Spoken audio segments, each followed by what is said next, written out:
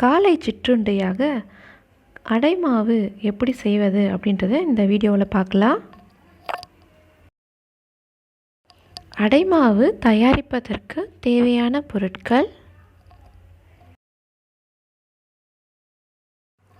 ஒரு பாத்திரத்தில் 1 கப் புழுங்கல் அரிசி, 1/4 கப் பச்சை அரிசி சேர்த்து நல்லா கலந்து விட்டுக்கலாம். அதுக்கப்புறம் துவரம் பருப்பு 2 ஸ்பூன்,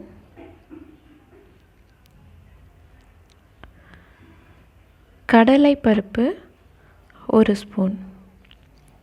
இந்த ரேஷியோ பார்த்திங்கன்னா 2 பேருக்கு சாப்பிட்றதுக்கு கரெக்டாக இருக்கும். உங்களுக்கு அதிகம் தேவைப்பட்டதுன்னா இதிலேருந்து நீங்கள் டபுளாக எடுத்துக்கலாம். இப்போ தண்ணீர் ஊற்றி ஒரு 3 மணி நேரம் நல்லா ஊறிட்டு இருக்கட்டும். இப்போ ஜாரில் ஒரு 3 மினிட்ஸ் ஊறின ஒரு 4 காய்ந்த மிளகாய், 1 ஸ்பூன் மிளகு, 1 ஸ்பூன் சோம்பு, பூண்டு 4 பல். இங்கே பாருங்கள், பருப்பு அரிசியும் நல்லா ஊறிடுச்சு. இப்போது இந்த ஜார் கூட இதை சேர்த்து ரவை பதத்தில் அரைச்சி எடுக்கலாம். இந்த பதம் தோசைக்கு நல்லா இருக்கும். இது கூட கொஞ்சம் உப்பு சேர்த்துடலாம். ஒரு பெரிய வெங்காயம் எடுத்து பொடி மாவு நல்லா அரைச்சி எடுத்துகிட்டு வந்துட்டோம் ரவை பதத்தில். இப்போ பாருங்கள், ஒரு பேனில் 3 ஸ்பூன் எண்ணெய் ஊற்றிக்கிறோம். இது கூட கடலைப்பருப்பு 1 ஸ்பூன், உளுத்தம் பருப்பு 1 ஸ்பூன், பெருங்காயத்தூள் சிறிதளவு, பொடித்த வெங்காயம் அடுத்து சேர்த்துக்கலாம்.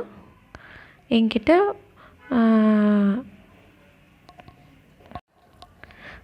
ஃப்ரெஷ்ஷாக கருவேப்பிலை இல்லை, காய்ந்த கருவேப்பிலை இருந்தது, அதை ஆட் பண்ணியிருக்கேன். உங்கள் வீட்டில் ஃப்ரெஷ்ஷாக இருந்ததுன்னா ஆட் பண்ணிக்கோங்க, இன்னும் கலர்ஃபுல்லாக இருக்கும். இப்போ நல்லா இது வதங்கிட்டோம்.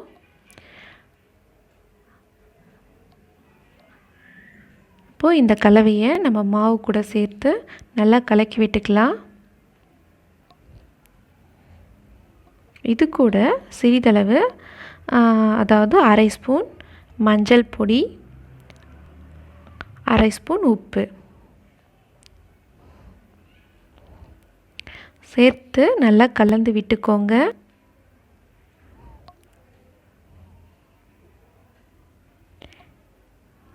இதில் நம்ம மிளகு, சோம்பு, பூண்டு, காய்ந்த மிளகாயெல்லாம் இருக்கிற கலவை இருக்கிறதுனால நல்ல ஒரு சுவையாக இருக்குங்க.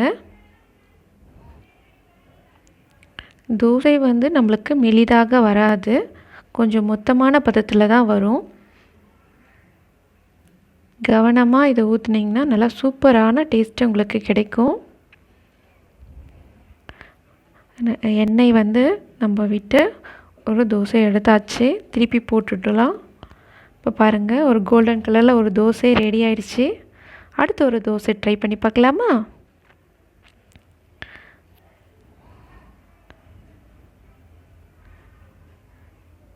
உங்களுக்கு எந்த அளவுக்கு தோசை சைஸ் வேணுமோ அந்த அளவுக்கு நீங்கள் மாவு எடுத்து ஊற்றிக்கலாம்.